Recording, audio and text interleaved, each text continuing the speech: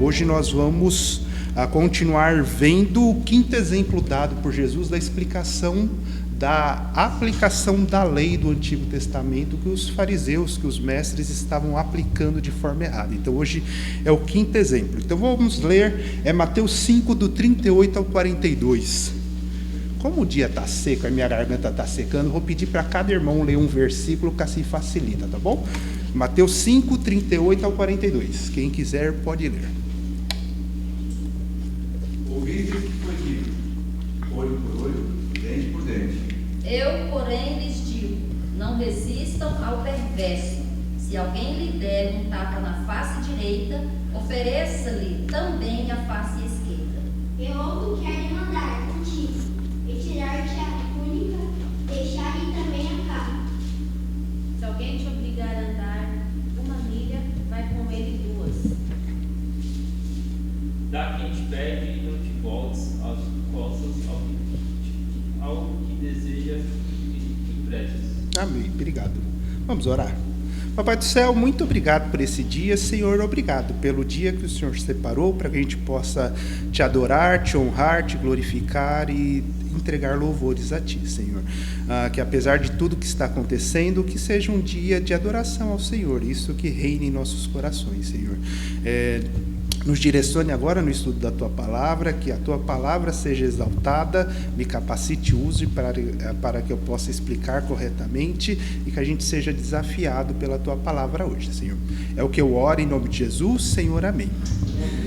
Esse é um texto bem difícil, que eu achei difícil pelo menos de explicar, é um texto trabalhoso, digamos assim, então vou tentar explicá-lo aí.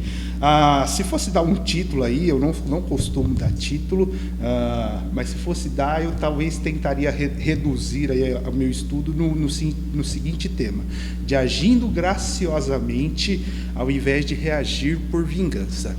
Nós devemos agir como servos, como cristãos, de forma graciosa, amorosa, ao invés de reagir por vingança. O pastor Wagner, há 2 semanas atrás, ele nos trouxe, nos relembrou o contexto onde essa passagem está escrita. Eu vou só passar por cima, porque o pastor Messias já explicou quando ele começou a série de pregações nesses tópicos, e o pastor Wagner também, então é só para que, se você não estava aqui, você ter uma ideia. No Sermão do Monte, como a gente já sabe, Jesus vê a multidão, sobe até um monte e começa a trazer diversos ensinos que vão mostrar as características, a moral, o pensamento do cidadão do reino. Depois de passar pelas bem-aventuranças de falar que os cristãos são a luz do mundo, que devem brilhar e salgar, fazer a diferença no mundo, Jesus começa com essa parte. Antes ele fala que ele não veio revogar a lei, ele não veio descumprir ou quebrar a lei que foi dada no Antigo Testamento. Ao contrário, ele veio cumpri-la perfeitamente. E aí, nesse sentido, ele fala que o cidadão do reino deveria também cumprir perfeitamente a lei no seu sentido que Deus deu. E aí Jesus começa a dar 6 exemplos de como os fariseus entenderam errado, como os mestres entenderam errado o ensino da lei, que foi os temas que a gente já estudou, que é o não matarás, do versículo 21 a 26, o pastor, acho que foi o pastor Messias que trouxe esses, o do não adulterarás, versículo 27 a 30, o versículo 21 a 32, ele sobre a questão do divórcio e recasamento. Não, peraí, o não matarás foi o Marcos, agora que eu lembrei. Foi o Marcos e os outros 2 foi o pastor. E os versículos 33 e 37, que foi o pastor Wagner, foi sobre a questão dos juramentos, não jurarás falsamente. E em cada um deles, Jesus aponta para um aspecto da lei que está contida no Antigo Testamento, ele apresenta através dos seus exemplos a forma como os mestres entendiam errado, e ele mostra o verdadeiro espírito, o verdadeiro aspecto que a lei queria trabalhar, e o desafio que a gente deveria seguir por completo a lei. Fora esses 4 exemplos, tem mais 2, que é o que eu vou falar hoje, que é do 38 ao 42, que vai falar sobre a questão da vingança, da retaliação.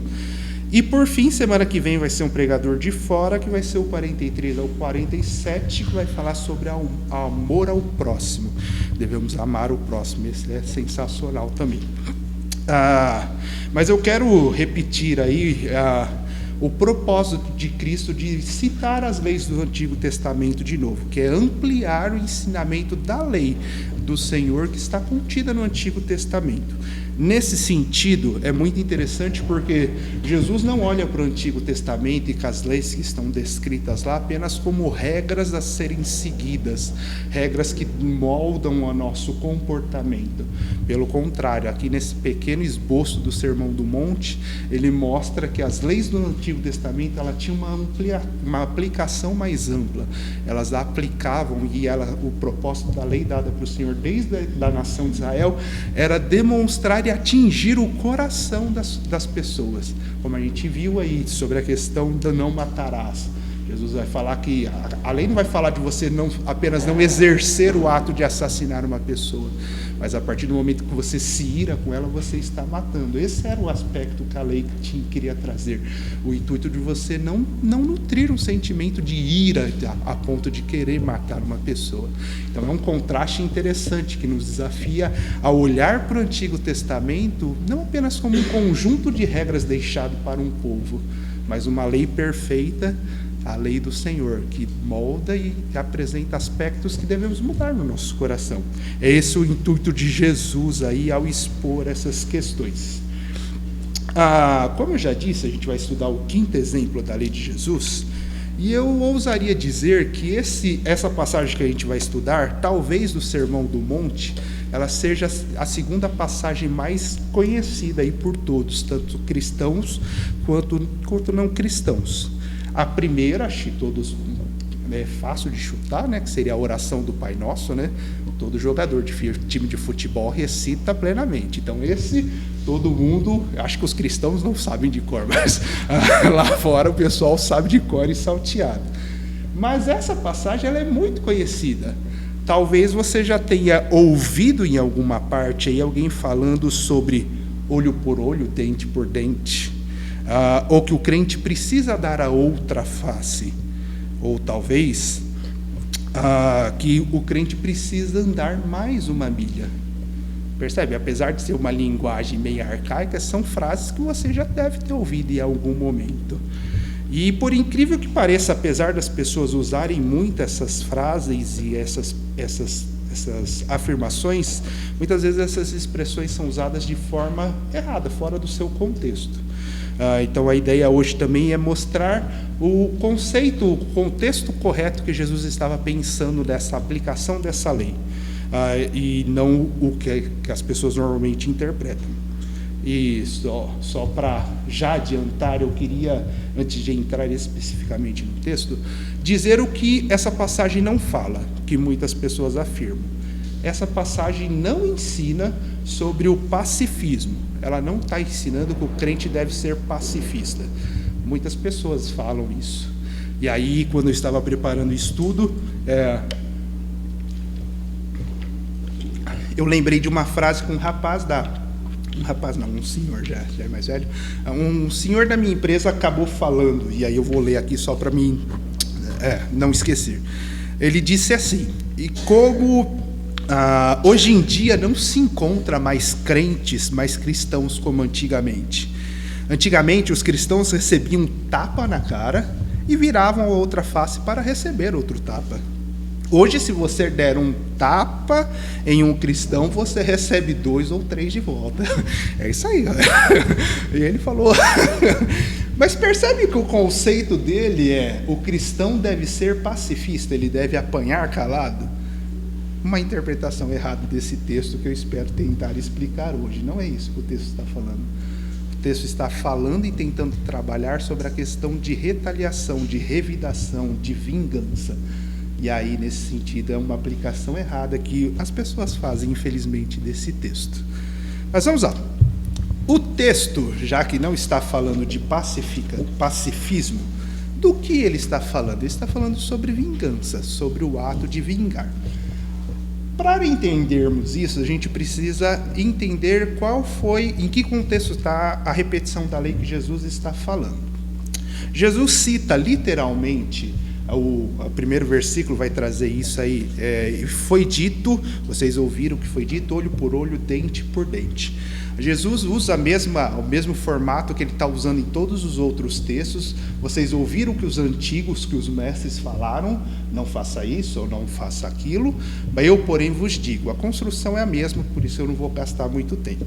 E Jesus cita aí, literalmente, 3 passagens do Antigo Testamento, que estão em 3 leis diferentes, olho por olho, dente por dente. E aí eu vou pedir a ajuda de vocês aí para abrirem nas 3 passagens, para mim, não vou me perder toda aqui. A primeira passagem está lá, cadê? Em Êxodo 21, a partir do 12 ao 36, mas pode ler só o 24, quem for abrir aí. A segunda passagem está em Levítico 24, de 10 a 23. Mas quem for abrir em Levítico pode ler apenas o 20. E por fim, a última passagem está em Deuteronômio 19, 15 a 21. Quem for abrir em Deuteronômio vai ler só o 21. Eu vou repetir. Êxodo 21, de 12 a 36. Aí a pessoa pode ler só o 24. A outra passagem está em Levítico 24, de 10 a 23, a gente vai ler só o 20, e por fim, Deuteronômio 19, de 15 a 21, aí lê só o 21. Quem está em Êxodo pode ler. Olho por olho, dente por dente, mão por mão, pé por pé. Aí, obrigado. Levítico.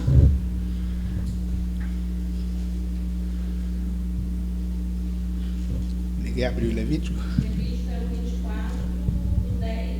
Só lê só o 20, só. Isso, é do 10 ao 23. Fratura por fratura, olho por olho, dente por dente. Como ele tiver desfigurado a algum homem assim, se ele fará? Isso, e o último, Deuteronômio 19, 21, que é do... Não o olharás com piedade, vida por vida, olho por olho, dente por dente, mão por mão, pé por pé. Aí, é uma repetição clara aí de palavra por palavra. Provavelmente Jesus está pensando nesses 3 textos. Essa expressão medida por medida, olho por olho, sangue por sangue, dente por dente, perna por perna, ela vai aparecer em todo o Antigo Testamento. Em todo o Antigo Testamento a gente vai encontrar variações dessa formação. Esses 3 textos que provavelmente Jesus está pensando, que é o que ele repete literalmente, eles estão contidos em 3 aspectos da lei. O primeiro, que é o de Êxodo, ele está contido num trecho que vai tratar sobre as punições por ferimentos contra o próximo. Quando o próximo te fazia uma questão, ele te causava um dano, a lei ela permitia a retribuição, digamos assim, que nem é nosso caso, né? Nossa lei, se alguém me assalta e ele é pego, ele acaba pagando, sendo preso. Essa é a ideia. O segundo texto, que é o de Levítico, ele está contido numa parte da legislação de Israel, numa série de leis acerca do apedrejamento de quem cometia blasfêmia.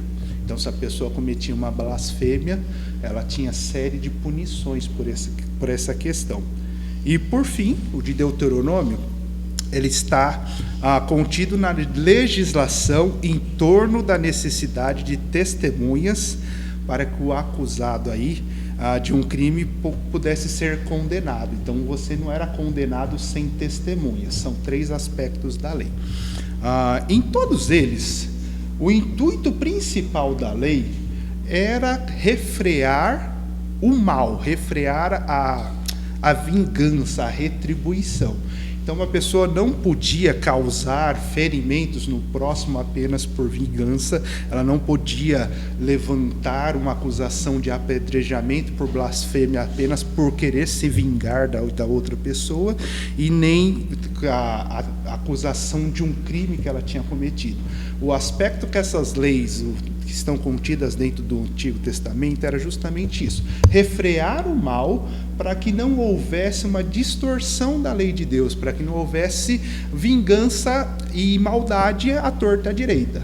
É como se vivêssemos numa sociedade, a ideia é essa, de a pessoa olhou mal para mim ou fez algo que não me desagrada, se eu tenho poder, se eu conheço um advogado ou um juiz, eu vou distorcer a lei para causar uma vingança, para que ela sofra.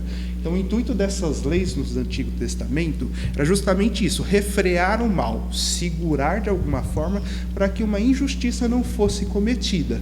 Então, de certa forma, era permitido na lei que uma pessoa acabasse sofrendo a punição de perder um olho se ela causasse um dano equivalente a isso. E aí eu vou tentar explicar isso. Quando a gente olha no Antigo Testamento, a ideia era o quê? Se eu entrei numa briga sem necessidade com o Marcos não é uma pessoa que briga, mas eu imagino, eu escolhi ele justamente por isso. Se eu entro numa briga com ele, e ele mesmo usando óculos, eu dou uma porrada nele, quebro o vidro do óculos e machuco o olho dele, e há testemunhas em volta, a ideia da lei é, eu estou dando a lei, o Senhor falando, para que vocês não entrem em conflitos desnecessariamente. Mas se você causou isso a ponto de machucar o olho do Marcos, causar esse dano a ele, então você pagará a ele com o dano no seu olho. Então, se o Marcos ficou cego, a ideia era que eu ficasse cego. Se o Marcos quebrou a mão no processo, a ideia é que eu quebrasse a minha mão. A ideia é justamente isso, que a punição evitasse e refreasse o mal. Porque se eu bato no Marcos e quebro o óculos, tá beleza, é fácil de consertar, mas imagine que numa briga, como é o caso de Êxodo vai falar, entra uma mulher, a minha esposa entra no meio, talvez ela esteja grávida e ela perca o bebê. Se o bebê viesse a perder a vida, o Marcos perderia a vida também. Então o intuito dessa lei era justamente refrear o mal, refrear que a maldade reinasse na nação de Israel e que atos de vingança fossem evitados e houvesse um mínimo de justiça. Esse é o propósito da lei. Não era para ser usada de qualquer forma. Assim, de certa forma, a lei tinha o intuito de trazer uma pacificação, de certa forma, para a nação de Israel, para que ninguém entrasse em desavença despropositadamente com seus compatriotas a seu bel prazer só porque ele é mau. E também trazia a ideia de punidade. Infelizmente, na nossa justiça do nosso Brasil, o sentimento que a gente tem é de impunidade. As pessoas assaltam, as pessoas assassinam outras pessoas e nada acontece. Se ela for presa, ela fica alguns anos e depois sai. Na lei que o Senhor estabelece no Antigo Testamento, não. Se ele matasse uma outra pessoa e passasse pelo processo legal e isso fosse provado, ele pagaria com a sua vida, vida por vida, olho por olho. Então, de certa forma, o Senhor está mostrando que a maldade pode ser refreada nesse sentido. Então, percebe que não é pacifismo que o Senhor está trabalhando na lei do Antigo Testamento, mas sim a repreensão da vingança, da revolta e da maldade. Essa é a ideia principal em volta desses 3 textos e de todos os textos que falam dessa medida por medida do Antigo Testamento. Então, com isso em mente, quando alguém falar que o crente deve ser pacifista, você fala, não, senhor, me mostre na Bíblia, no Antigo Testamento a ideia era outra, a ideia era de não praticar vingança, de termos um julgamento justo perante as autoridades e pagarmos pelas nossas consequências. Tendo isso em mente, a gente consegue agora entender os exemplos que Jesus vai dar em cada um dos seus aspectos. Como eu disse, Jesus começa usando o mesmo exemplo, a mesma formatação que ele fala nos outros 4 exemplos. Vocês ouviram o que foi dito, eu, porém, vos digo que é assim que vocês devem agir. Então, nesse sentido, Jesus traça um contraste. Os mestres falaram isso e interpretaram a lei dessa forma, eu estou falando que vocês deveriam enxergar a lei e agir dessa forma. Então é assim que a gente vai olhar para os 4 exemplos que Jesus dá aí, que seria de levar um tapa, não permitir que a pessoa tome a capa, né, a questão da capa, andar uma milha e dar a quem pedir. São os 4 exemplos que Jesus vai trazer a aplicação correta da lei. claramente aí eu gostei do que o pastor, na pregação do pastor Wagner, a gente não tem escrito Jesus falando, ó, os mestres ensinavam isso.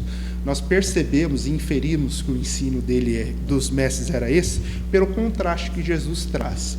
Então, se a gente fosse ler os versículos 39 a 42, a gente conseguiria dizer que os mestres diziam 4 coisas.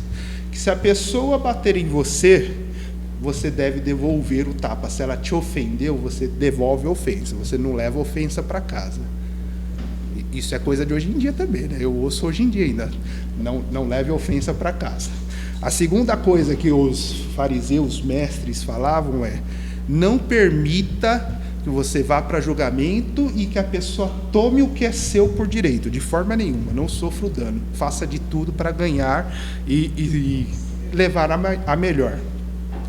O terceiro exemplo que os fariseus vão falar, está no 39, ande apenas o que é obrigatório pela lei, ou, se for possível, menos que isso. E, por fim, fuja de quem lhe pedir emprestado. Jesus vai trazer os outros contrapontos aí. E aí eu vou tentar explicar cada um dos aspectos e tentar trazer questões práticas para a nossa vida aí. Jesus vai falar que, enquanto os fariseus vão dizer que a gente deve viver uma vida de retribuição, de vingança, de olho por olho, no 39, o primeiro aspecto que Jesus vai nos ensinar é: não resista ao homem mau, ao maligno, a ideia de homem mau aqui. Esse é o primeiro contraste que Jesus estabelece. Enquanto um fala, se coloca a posição e enfrente até o final todo mundo que se opor contra você, Jesus vai falar: não se oponha ao maligno. E aí o Senhor Jesus vai dar os exemplos. A ideia de resistir ao maligno, que está aqui por trás no original, ela tem a ideia, que era usada muitas vezes, de num processo judicial realmente, de resistir judicialmente até o final. Mas ela também pode ser usada num contexto de guerra. Eu não sei quantos de vocês assistiram o filme Os 300. Já assistiram Os 300? Os espartanos? Não? Os espartanos estão lutando uma guerra no filme Os 300, e aí vão 300 homens, porque o parlamento não permite que o exército vá para a guerra. Então o rei, eu não lembro o nome do rei, decide ir só com os 300 companheiros, seus guerreiros mais fortes que o seguiam. E eles se colocam numa posição estratégica para defender todo o seu Esparta do reino inimigo. Num certo, se você for assistir, eu não estou dando spoiler não, isso acontece mesmo, você vai ver que está lá no meio, lá eu não vou contar o final. Quando começa a guerra, tem uma cena que é para mim interessante, que ilustra bem essa ideia de resistir ao diabo. Então os 300 com seus escudos grandes, e eles formam uma jaula de proteção com seus escudos. Então chove flecha, os inimigos tentam vir, e eles estão com os escudos resistindo o tempo todo. Aquele escudo que eles formam não se abre de jeito nenhum, e nenhum deles é ferido. O escudo só se abre quando eles vão atacar, que eles abrem, enfiam a lança e volta. É fantástico isso no filme. Se você não viu, assista. É um filme muito interessante. Eu gosto de filme de época, então é bem legal. Mas essa é a ideia da gente formar um escudo para resistir ao inimigo. Isso era o que os mestres falavam. O inimigo vai vir, você se coloca a posição e enfrenta. E enfrenta ele, resiste ele até o final. Assuma essa posição de brigar pelos seus direitos, de exercer a sua força. Jesus está trazendo que não. Nós, como cidadãos do reino, que temos um conceito diferente, por vezes a gente deveria não resistir ao maligno, não resistir ao mal causado pelo homem mau. Esse é o contraste que Jesus vai trazer. Tá, mas como assim eu não vou resistir ao homem mau? E que aspecto que você está falando? Jesus é muito sábio, ele dá os exemplos que a gente talvez não deveria resistir a um homem mau. O primeiro exemplo que Jesus usa está no versículo 39 ainda. Qualquer que te bater na face direita, oferece-lhe também a outra face. Esse é o primeiro exemplo que Jesus demonstra que a gente não deve resistir ao maligno. A ideia aqui, que muitas pessoas às vezes se confundem. Jesus não está falando que a pessoa vir dar um soco na sua cara, você não vai fazer nada.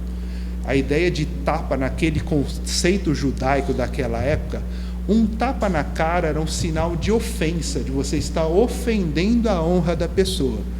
Como eu disse, eu gosto de filme de época. Vocês já viram aqueles filmes na época francesa, onde a pessoa vinha com uma luva e sentava a luva na cara da pessoa para desafiar para um duelo? Pouco jovem, só os jovens. Eles precisam assistir mais filmes. A ideia é essa, de alguém vir com a luva e bater na sua cara. Não é causar dor ou machucar, mas é publicamente te ofender, te desmoralizar. Essa é a ideia que Jesus está falando. Uma pessoa chega e com a parte de trás da cara, ele vem, é uma pessoa destra como eu, ele vem dar um tapa na sua cara e bate. Jesus está falando que ao invés da gente ir para um tribunal, e todo o conceito de Jesus, pelas palavras que ele usa, está se aplicando a ideia de ir num tribunal e você exigir que a sua honra seja restaurada e aquela pessoa sofra o mal. Jesus está falando, você não vai brigar pela sua honra, você vai sofrer o dano, você vai permitir que a pessoa te difame publicamente. Isso é interessante, porque no nosso contexto que a gente vive hoje, se a pessoa nos difama, é aquilo que eu já falei, não leve desaforo para casa, nenhum desaforo. É um contraste totalmente diferente que Jesus está colocando aqui. E é muito interessante, estava conversando com a Jéssica vindo para cá, a gente estava lembrando de uma pregação de um outro pastor que a gente gosta bastante. Uma vez a gente ouviu uma frase que ficou marcada no nosso coração e mente, que ele disse que nem sempre a gente deve se preocupar com a nossa honra, com as difamações que a gente sofre às vezes, que muitas vezes a gente se esquece que quem é o nosso juiz, quem está cuidando da nossa honra é o nosso próprio Deus, que por vezes a gente deveria sofrer a difamação que a pessoa está falando e permitir que o nosso testemunho, que o Senhor mostre que o nosso testemunho é o contrário do que aquela pessoa está falando.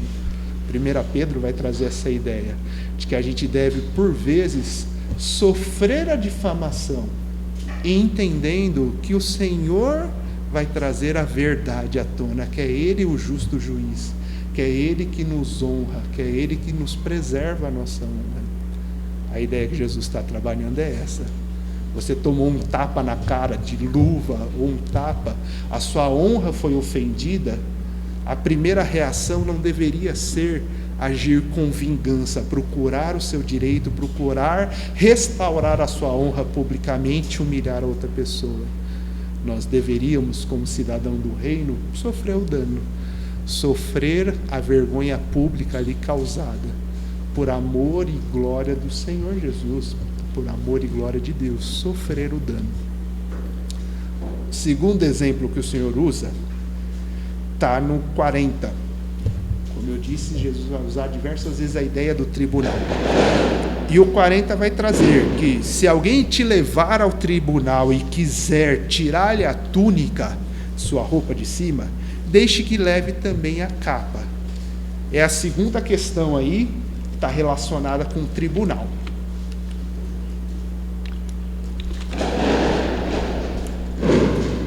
E desculpe eu citar muito o Antigo Testamento, com o contexto histórico, porque nessa passagem ela é importante, né? O contexto histórico é importante. No Antigo Testamento, a túnica aí que está sendo citada, ela era uma roupa usada pelos judeus que ficava por cima e ela era considerada muito importante pelo judeu. Essa túnica, por vezes, servia como garantia no empréstimo que você fazia. Sabe quando você vai no empréstimo, que nem eu fiz com o seu Luiz esse dia, ele me emprestou o carro e eu deixei como fiança o meu carro e a casa e as minhas roupas que eu tinha para poder ir e voltar em segurança com o carro. A gente faz esse tipo de coisa. A ideia da túnica aqui é a mesma. Quando a gente vai comprar um carro ou alugar uma casa, você precisa de um fiador, uma garantia de que você vai pagar isso. No contexto judaico, a túnica servia para isso. Era uma roupa, uma vestimenta que o judeu tinha, que ele era tão valiosa para eles que eles ofereciam ela como penhor, como uma garantia de que o pagamento ia ser realizado. Essa capa era tão importante que por muitas pessoas mais pobres, ela era usada como cobertor à noite. Então, na lei de Deus, no Antigo Testamento, mesmo ela podendo ser usada como penhor, como algo, uma garantia a ser dada, ela tinha que ser devolvida no fim da noite. Ela tinha que ser devolvida, porque às vezes era a única cobertura, o único cobertor que a pessoa tinha, senão ele morreria de frio. Então essa era uma obrigação que a lei tinha. E tem a questão da capa aí, que a capa seria uma roupa de baixo, uma sobrepele aí, acho que as mulheres talvez entendam melhor. É aquela camiseta regata, quem vende camisa social nesse calor e soa pra caramba como eu, você coloca aquela regatinha por baixo, aquela camisa mais fina. É isso aí, é essa a ideia de uma sobrepele. Essa não podia ser emprestada de forma nenhuma, porque essa era a única proteção que o judeu tinha na noite no frio. Então essa não poderia ser dada como penhor, como garantia de pagamento de forma nenhuma. Tendo explicado isso, Jesus está falando que se alguém fosse te levar ao tribunal para cobrar uma dívida que você talvez tivesse feito, e ela exigisse tomar de você algo, que era a túnica, que é algo que você usava à noite para se proteger, Jesus está falando que você não deveria brigar pelos seus direitos e querer exigir uma imposição de uma lei nem nada, que talvez você deveria reagir entregando até algo que fosse essencial, que era a roupa de baixo, que era necessária. É interessante, porque vivemos num mundo corrupto, onde constantemente as pessoas tentam passar umas às outras para trás. E a nossa tendência, quando nós somos pegos nessas situações de cairmos em algum golpe ou sermos defraudados, é por muitas vezes não sofrermos o dano, é corrermos atrás da justiça e querermos que todas as situações sejam feitas para que o meu dano causado seja reparado. A ideia que Jesus está falando é que um coração que busca apenas pelos seus direitos, pelo que a sua vontade seja feita e satisfeita constantemente, ele vai brigar normalmente por isso. E que como servos, um cidadão do reino de Deus, nós por vezes deveríamos sofrer o dano, a ponto de sofrer fisicamente, financeiramente, em prol do reino, às vezes, de forma didática. Às vezes deixar algo que foi nos tirado para lá tomarmos o dano realmente. Sabe aquele mecânico que às vezes faz o serviço mal feito, te cobra uma fortuna e logo depois o carro começa a dar problema, e aí você vai lá, reclama o cara fala que vai arrumar, e aí ele tira uma peça boa e coloca uma usada e tudo mais, e aí o seu carro não fica bom, você leva uma segunda, você leva uma terceira e nada resolve. Jesus está ensinando que às vezes o melhor é a gente sofrer o dano. Não exigir o nosso direito a todo custo e levar para um tribunal e tudo mais, mas sofrer o dano, demonstrar um padrão diferente. E eu quero deixar bem claro, isso não é uma coisa simples de ser praticada. Meu coração não age dessa forma. A minha tendência é, não, se eu fui lesado, eu quero que a pessoa me retribua. Ou no mínimo seja lesada da mesma forma que eu fui, para ter uma retribuição. É esse o conceito que Jesus está mostrando, que muitas vezes o nosso coração quer ser agradado, quer ser satisfeito em todas as questões. É um coração orgulhoso, que não aceita às vezes sofrer um dano por amor. Estou acabando. Terceiro exemplo que Jesus utiliza aí é andar uma milha. Está lá no versículo 41.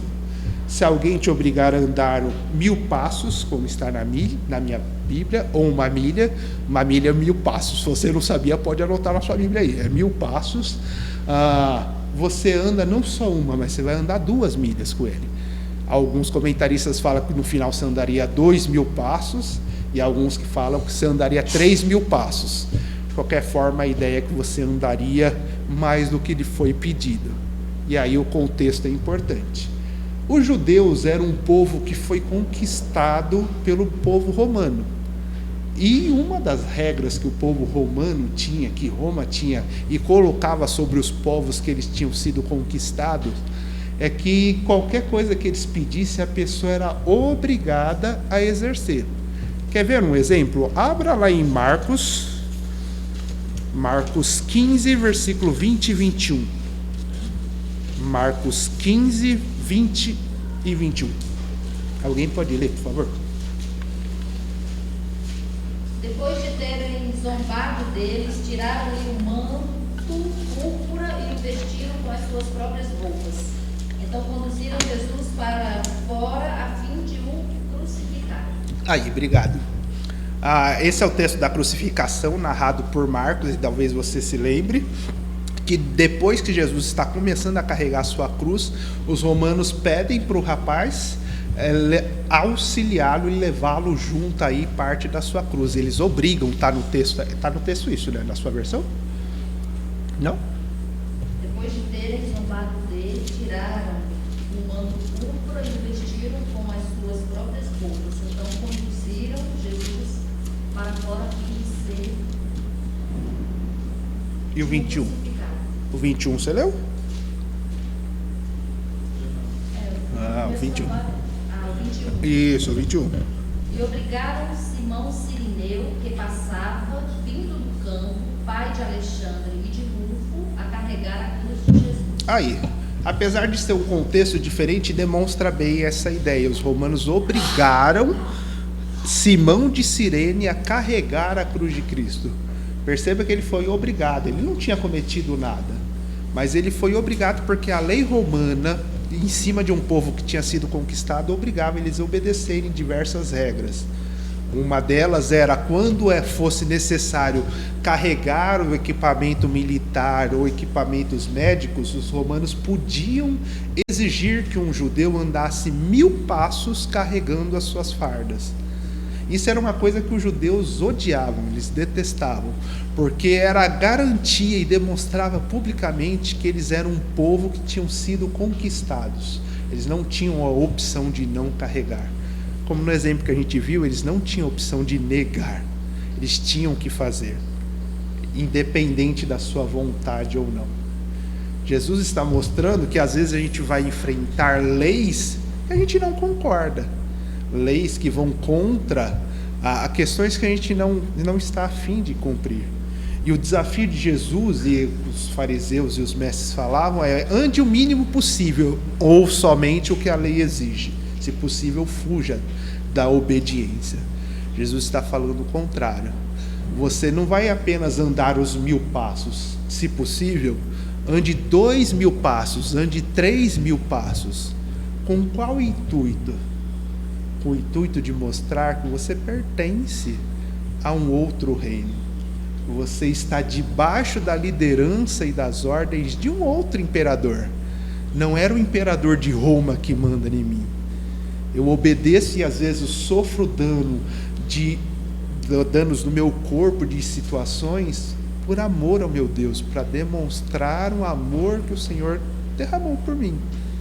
É interessante, novamente estava conversando vindo para cá para a Jéssica, é interessante como esse conceito é apresentado e a gente estava refletindo sobre quando Jesus decide deixar a sua glória e vir a este mundo como um ser humano. Jesus abriu mão disso, ele abriu mão de algo que era seu por direito para nos salvar. Percebe que um padrão, às vezes, de deixar e fazer algo que vai além, como andar 2000 passos, às vezes demonstra um aspecto, uma característica, uma moral diferente do que esse mundo normalmente fala. Às vezes agir em pequenas coisas, questões bestas de se obedecer e ir além, demonstra um amor e submissão ao nosso Deus que temos, ao Senhor que amamos e respeitamos. E por fim, quero acabar aí com o último exemplo de Jesus, que está lá no 42. Dá a quem te pedir, não volte as costas a quem te pedir emprestado.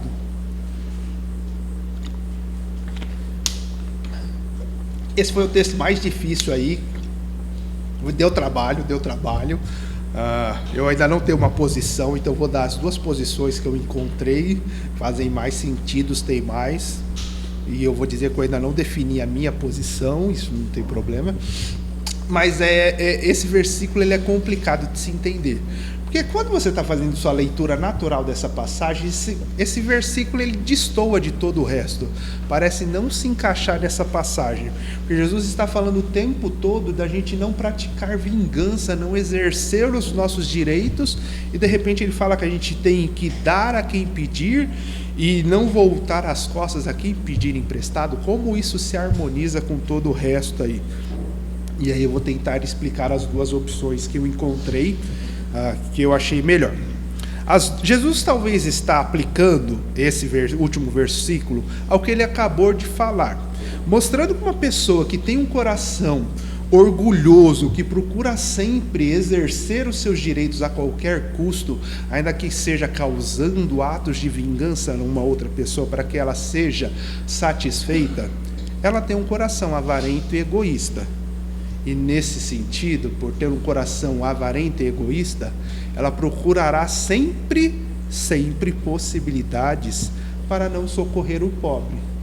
Então, talvez o contraste que Jesus está estabelecendo aqui seja: se você é esse tipo de pessoa que luta pelos seus direitos a qualquer custo, você é uma pessoa orgulhosa, uma pessoa que tem um coração avarento. Talvez uma forma de você pensar menos em si mesmo é olhando para a necessidade do próximo, olhando e ajudando com o que você puder, claro, a necessidade do próximo, trabalhando o seu coração para ser um coração gracioso com uma pessoa que precisa, ao invés de ter um coração orgulhoso que só olha para si mesmo. Essa é uma possibilidade. A segunda possibilidade é que Jesus está mostrando que os mestres que ensinavam a lei estavam usando a lei da retaliação, a lei da vingança, para justificar a não ajuda ao próximo. Então, de certa forma, ele está demonstrando que quando, talvez, se você tivesse sofrido algum dano no passado, você poderia se recusar a emprestar dinheiro para aquela pessoa.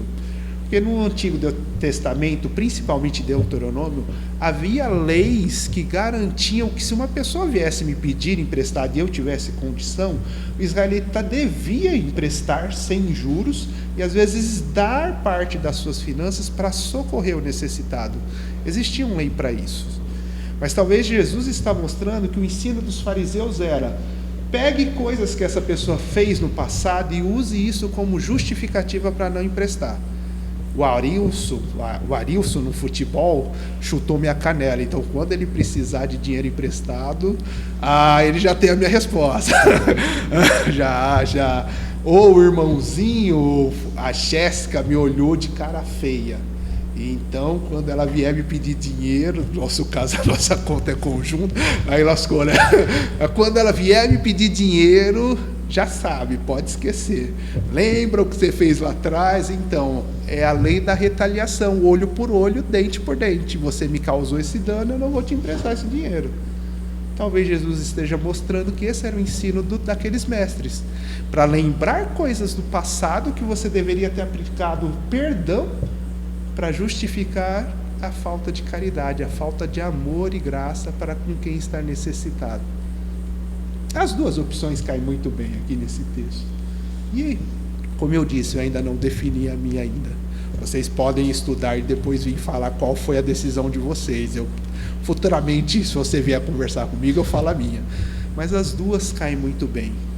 Por enquanto, talvez eu ficaria com a primeira, onde um coração egoísta e avarento, que olha para si e quer as suas vontades sendo satisfeitas o tempo todo, ele tem a tendência de não olhar para quem está necessitado.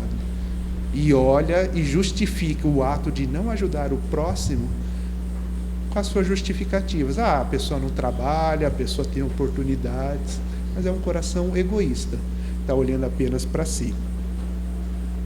De qualquer forma, Jesus está mostrando um contraste.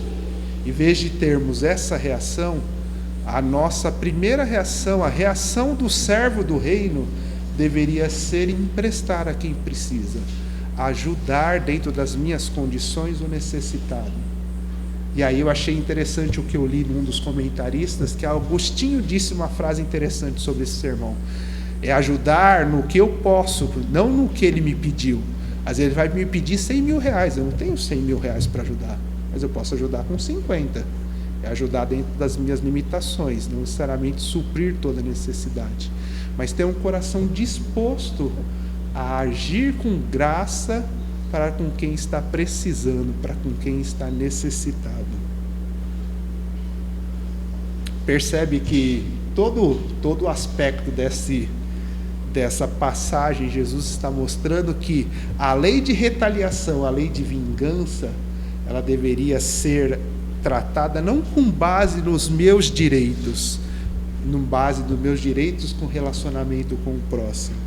Ao contrário, deveria ser trabalhada e agida com base na graça, no perdão, no amor em muitas situações. Isso significa que por vezes a gente vai ter que sofrer o dano, ter a nossa honra manchada, às vezes sofrer um prejuízo financeiro, às vezes ir além e fazer coisas além do que as pessoas esperam, e às vezes ajudando o próximo, ter um coração disposto a servir o próximo. Jesus mostra que a lei do Antigo Testamento, ela não tinha apenas o aspecto de restringir o mal e a vingança, mas ela também nos visava nos ensinar a demonstrar um viver gracioso e prático diante das pessoas, um viver amoroso realmente. E aí, como eu disse, por ser uma questão, não é uma questão simples, a tendência do nosso coração é querer se vingar. Se a pessoa pisar no meu dedo, é eu esperar na hora do cafezinho, ver a posição onde ele está e pisar no dedão para aquela unha encravada entrar e ficar latejando. Essa é a tendência do nosso coração. Mas por isso o desafio de Cristo é tão interessante, porque ele nos desafia a viver de uma maneira que demonstre que somos filhos pertencentes a um reino totalmente diferente. E eu quero encerrar lendo uma última passagem que está lá em Gênesis, e hoje eu fiquei bastante no Antigo Testamento, o pastor depois vai me zoar, mas Gênesis, capítulo 45, uma história super conhecida, mas mostra bem esse conceito que Jesus está mostrando aqui. Gênesis 45. Eu vou só relatar, e a gente vai ler só o 15, só o 14 e o 15. Vocês já conhecem a história, e aí uma coisa só eu queria dizer antes da gente ler. Muitas vezes o Antigo Testamento vai apresentar os mesmos princípios que a gente encontra no Novo Testamento, só que o Antigo Testamento ele vai usar histórias, narrativas para contar a mesma coisa. Por isso que eu escolhi essa passagem. A gente está falando de não termos um coração centrado em nós mesmos, mas agir graciosamente. E eu escolhi hoje, na passagem do Antigo Testamento, a pessoa de José. Vocês conhecem a história de José. José era o filho perfeito. Mentira, né? Vocês sabem que isso é mentira, né? Se você já contou isso para alguma criança, isso é mentira. José não era perfeito. Se vocês têm essa ideia, eu vou acabar com ela agora. José era o filho que os irmãos aprontavam alguma coisa. E o que eles faziam? O que ele fazia? Ia para o pai, para a mãe e contava tudo o que estava acontecendo. Se você tem irmão, que irmão que gosta de um negócio desse? Isso é louvável? É louvável um negócio desse? Outra coisa, José tinha em alguns aspectos da sua vida um coração orgulhoso. Que filho, na sua sabedoria, você que é pai mais velho, aceitaria seu filho que teve um sonho à noite, onde ele era o centro das atenções e o sol e as estrelas, 11 estrelas se curvava perante ele? Se coloque na mesa de jantar, ouvindo a Raquelzinha, ou o Gabriel, ou o Tiaguinho chegando: papai, mamãe, eu sonhei que essa noite eu estava num lugar e vocês, vovô e a vovó e os tios se abaixavam perante mim. Como você olharia para esse seu filho? Não é tão perfeito assim, né? Tem questões do coração que a gente às vezes não percebe. O texto trabalha outras, tem atitudes louváveis, mas não é 100% perfeito, é só Cristo que é perfeito. Mas essa passagem aqui você já conhece, ele foi vendido, se tornou o governador do Egito. E como governador, depois um período de fome, seus irmãos vão comprar comida para ele e não percebe quem ele é por causa das vestimentas, do corte de cabelo. Se passaram anos, ele mudou. Talvez tenha perdido o cabelo, talvez não, tenha uma trança diferente. E qual é a atitude de José ao ver os seus irmãos? Capítulo 44 e 45 vai trabalhar essa ideia. Ele primeiro arma uma trama. E se você ainda não viu José com essa ardilosidade toda, ele arma uma trama. Seus irmãos compram a comida, dão dinheiro, ele fala para o seu empregado, põe um dinheiro de volta. Põe um dinheiro de volta. E aí toda a trama corre, os irmãos voltam, ficam presos, um fica preso, volta, ele pede para voltar Benjamim, e chegamos no capítulo 45, onde ele fala que vai prender Benjamim e os irmãos voltarem, trazerem seu pai, e os irmãos chorando, não podemos, fizemos uma promessa, e começa o 45, versículo 1. José não se aguenta e fala, sai todo mundo, sai todos os servos, vai ficar só eu e esses rapazes aqui, eu vou me resolver com eles. E aí começa toda a trama, que é o que a gente vai ler. Depois de tudo isso, no versículo 5, José diz o seguinte: agora não vos entristeçais, nem guardeis remorsos por me terdes vendido para cá, pois foi para preservar vidas que Deus me enviou diante de vós, porque já houve fome por 2 anos na terra, e ainda restam 5 anos sem lavoura e sem colheita. 7 é fantástico. Deus enviou-me adiante de vós para vos conservar descendência na terra e para vos preservar a vida com um grande livramento. Vou parar aqui e a gente já vai pular para o 15. Se fosse você que tivesse passado por todas as situações da vida que José passou, por diversas vezes ser acusado injustamente e sofrer danos que ele não tinha, qual seria a sua reação natural quando você encontrasse as pessoas que te causaram dano, tendo o poder de prejudicá-las como José tinha? Seria o de causar o mesmo dano, algo pior, não é isso? E é interessante que o versículo 15 e todo o resto, mas o 15 para mim, a atitude de José mostra talvez o ensino que Jesus está querendo trabalhar. José beijou todos os seus irmãos chorando sobre ele. Somente depois disso seus irmãos falaram com ele.